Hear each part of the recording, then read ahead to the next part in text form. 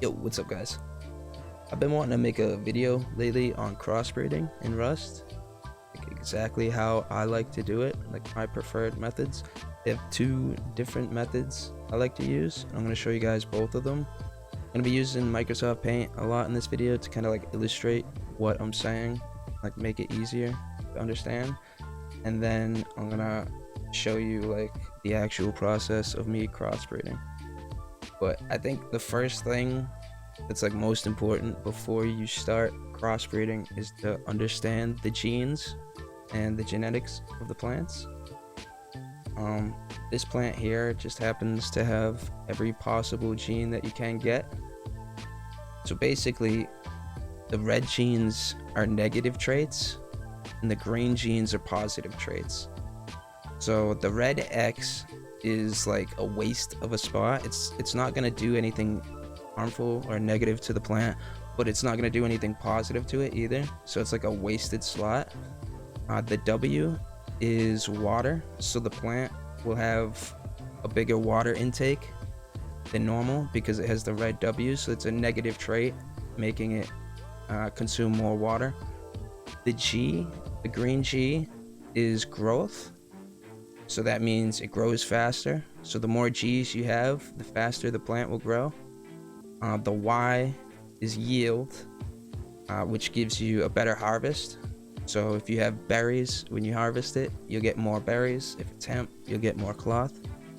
And the H is hardiness, which really only applies if you're trying to grow in the snow.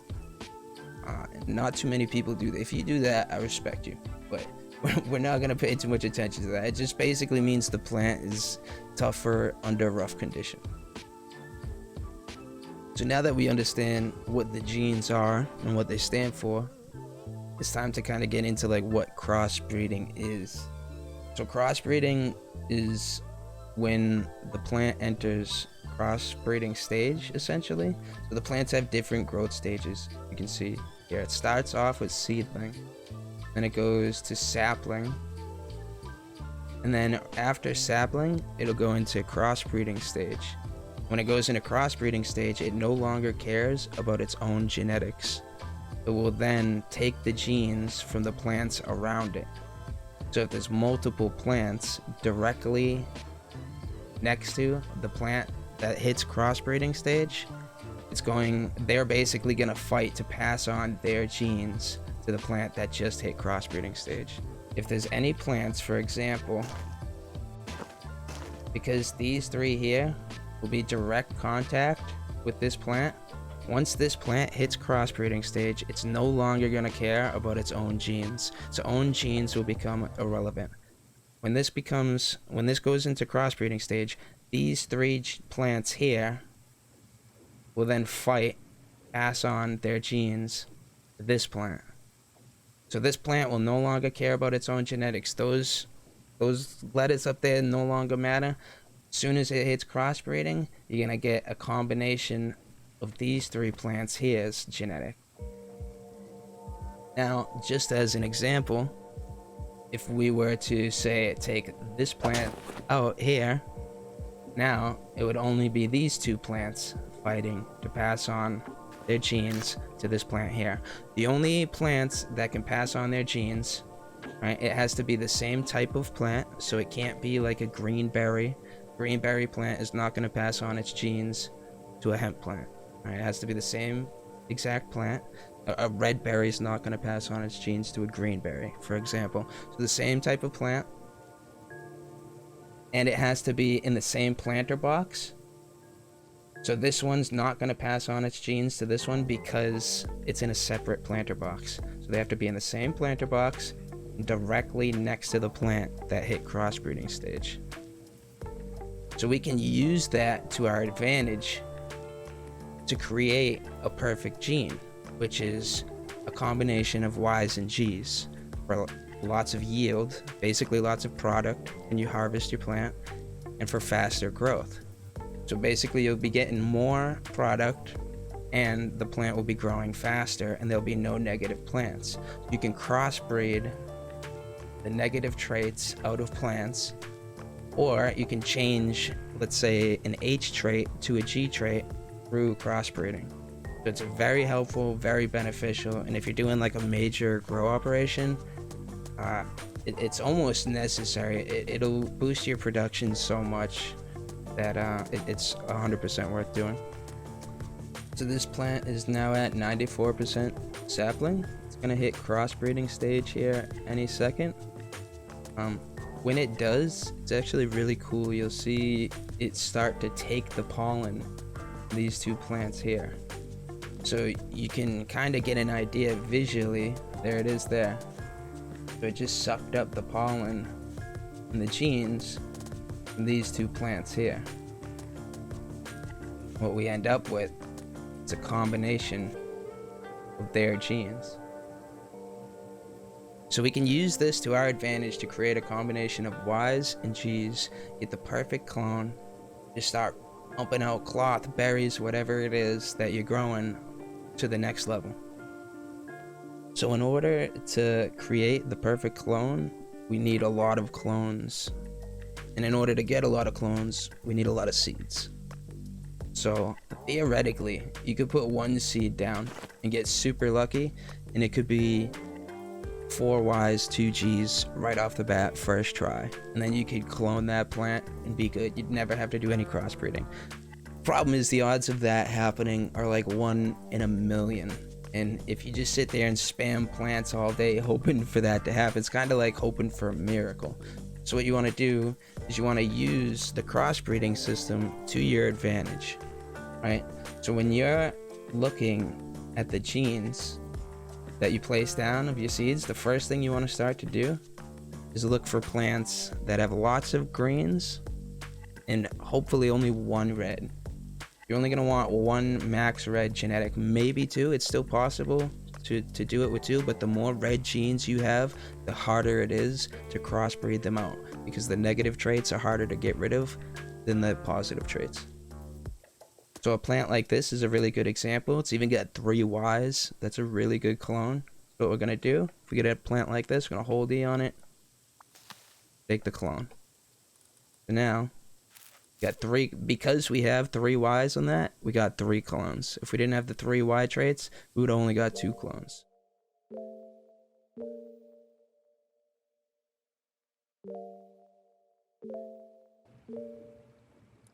So we got a bunch of clones, lots of greens, not a lot of reds, a lot of Ys and Gs. Now it's time to start digging into how to actually do the crossbreeding to create the perfect clone that you're looking for.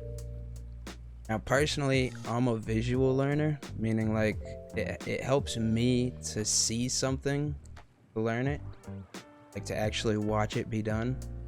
So hopefully I can help anyone else who's a visual learner by doing the same, by kind of like illustrating what I'm talking about, showing you guys rather than just saying it. So the first thing you want to look for, you go through your boxes full of clones, they call the near perfect clone. What this is, it's all green. You got lots of G's and Y's to begin with, right? And you've got maybe 1 or 2 genes that you need to replace. In this case, we got lucky. We got 3 Ys, 2 Gs, and an H. What we want to do is get rid of this H for a Y. We'll get what I consider the perfect clone. 4 Ys, 2 Gs. A lot of people differ again, but for me, the perfect 4Y, 2G. So what we want to do is we want to force a 50-50. So got our near perfect clone here. Got G, Y, G, Y, Y.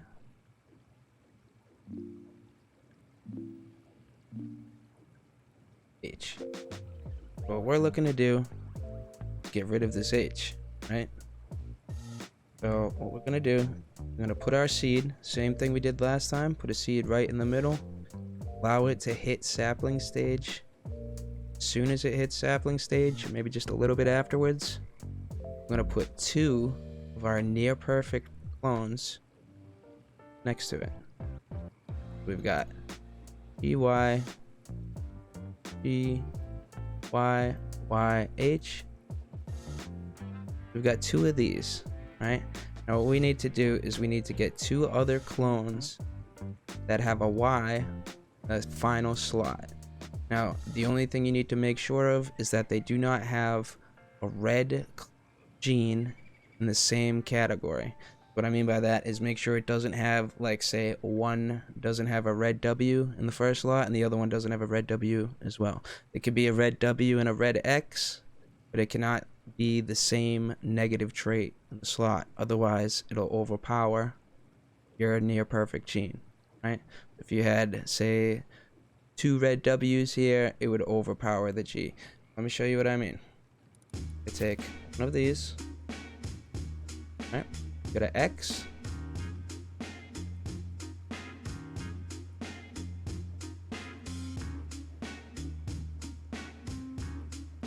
G.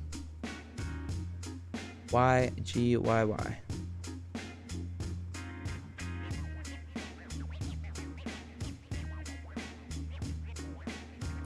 Then go to W.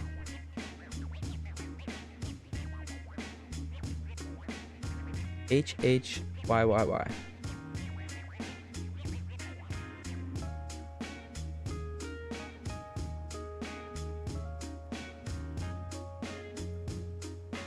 So, to recap, put a random seed right in the middle.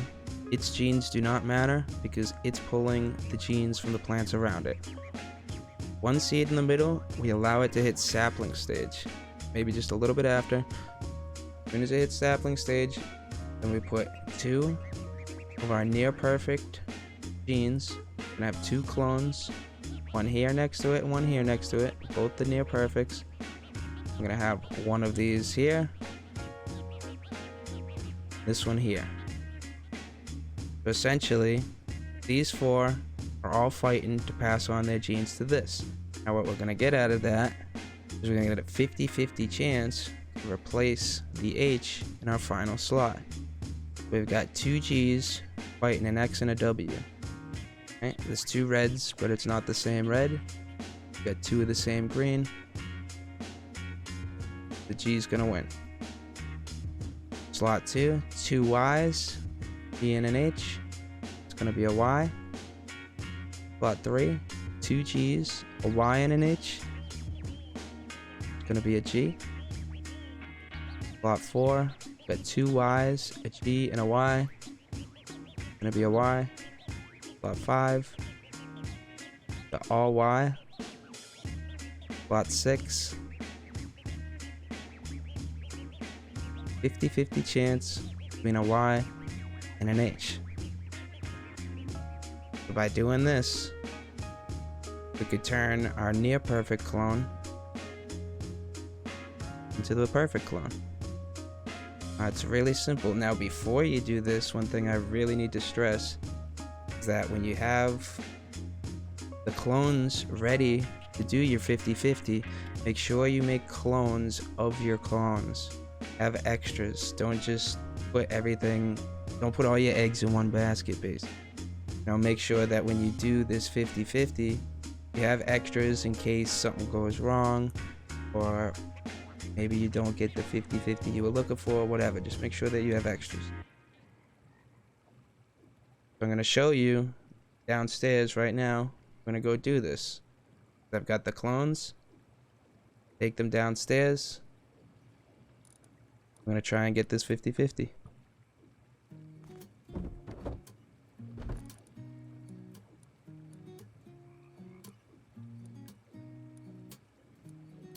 One thing you can do is for the plant that you're going to place in the middle, if you have one that has a couple extra G's in it that you don't really need, you can use that one. It'll reach sapling stage a little bit quicker because of the G's. So hopefully we've got lots of extras of these. I'm on a modded server, so basically, like, just to show you, when I place one, you see how the number doesn't go down. So I don't need extras, but make sure you have extras, right? That way, like I said, if something goes wrong or whatever, always have a backup plan. So you got your throwaway seed. I've got one with just a couple G's in it to make them hit sapling stage a little quicker for me. I'm gonna place that in the middle and allow these to hit sapling stage before we do anything. The more planters you have, the more 50-50s you can do to try and get your perfect clone. The more 50-50s you can do, the better chance of you getting it. Luckily, we're only replacing one gene right now. So you can do this the same exact way. If you were to have, say, another H here, you just look for, you do the same formula. Look for 2 other clones that you have that have either a Y or a G in that slot, and you'd roll for the 50-50. First thing you want to do is allow these to hit sapling stage before we do anything, because we don't want to disrupt the genes of the plants that we're trying to pull the genes from. So, in other words, we don't want these plants that we're surrounding it with to hit crossbreed stage before this one. Because if they do, then they'll crossbreed with each other, their genes will become messed up, and it kind of messes up the whole formula. Now what we'll do, wait for these to hit crossbreeding stage, get the perfect clone. Now that our middle plants have all hit crossbreed, here it is. 2 G's, 4 Y's. Gonna hold E on it, take that clone. So we put that somewhere safe. Check the rest. Because we did multiple tests, we should have more than one. You see there, got another. And it's as simple as that. That's how you get your perfect clone. Do the 50-50 method at least.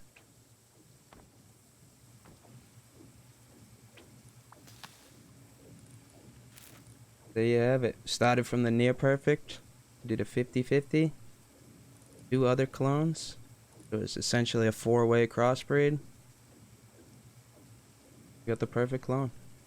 Now, let's say you didn't get lucky and you didn't get a near perfect clone, right? You never got all greens, all you're getting at the very best, 1 red. Well, it's going to be a lot more complicated, but it's still possible. More than likely, you're going to need a lot more clones because you're going to be breeding out the negative traits.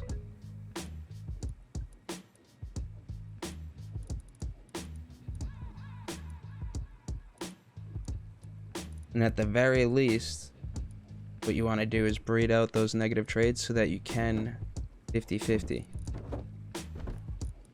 You take out the negatives, get it as close to a perfect as you can, and then you use the method that we just did to make it a perfect.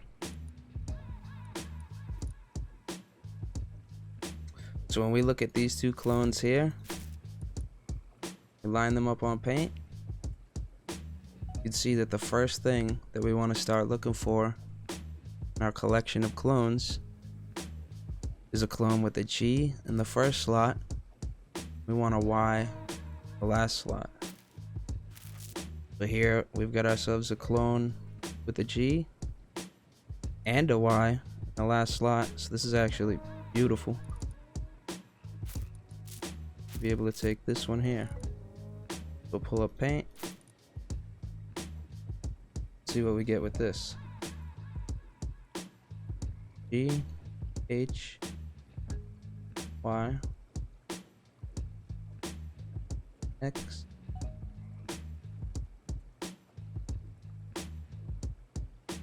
UI. And now, our issue is if we were to do it like this, we would have a red X in our 4th slot. So now we need to add a clone with either a G or a Y, our 4th slot.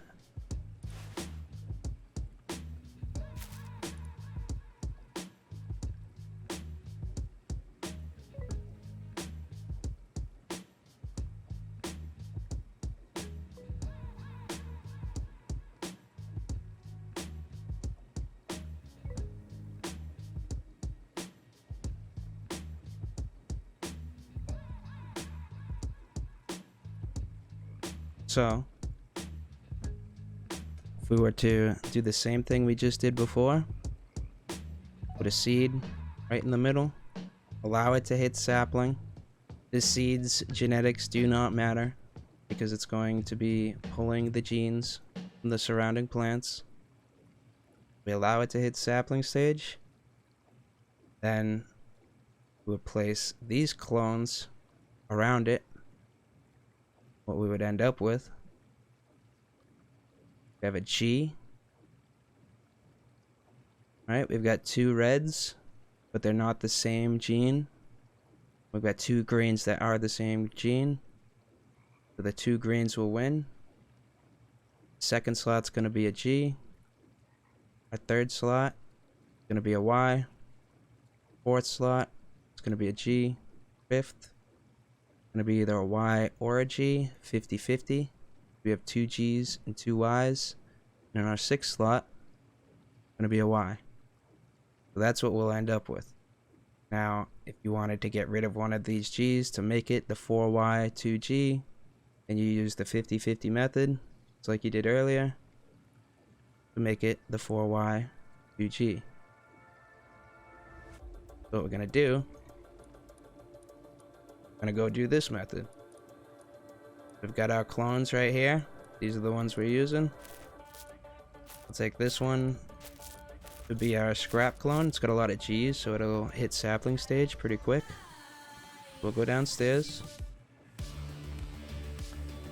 harvest all these, get them out of the way. Start off, I'm gonna put the random seed in the middle. Again, this seed's genes do not matter. The only genes that matter, the ones that we're putting around it. But it's very important we allow this to hit sapling stage first. We put a throwaway seed right in the middle. Do the same thing as before, make extra clones.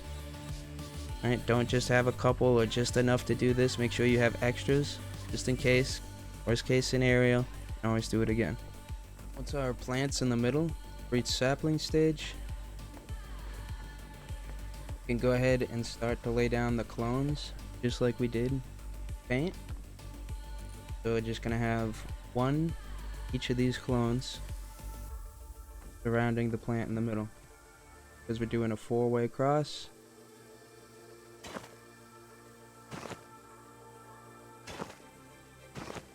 Line them up just like that. But again, always make sure that this hits sapling stage before plant these.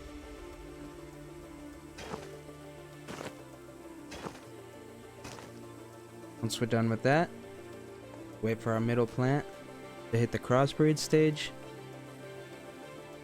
We see what we get. Now that the plants have reached crossbreeding stage, see what we ended up with. And right there, first try, beautiful. All G's and Y's. We went from having multiple red clones, see here, they all crossbred, create all green. Well, that's a really good one, 3G, 3Y plants. That's how you go from having at least one negative trait, multiple clones, to having a perfect gene. And if you don't like any of those, if you want to replace, let's say, one of the G's with a Y, whatever you'd like to do, you could use the 50-50 method that we used before this to replace out whatever you need.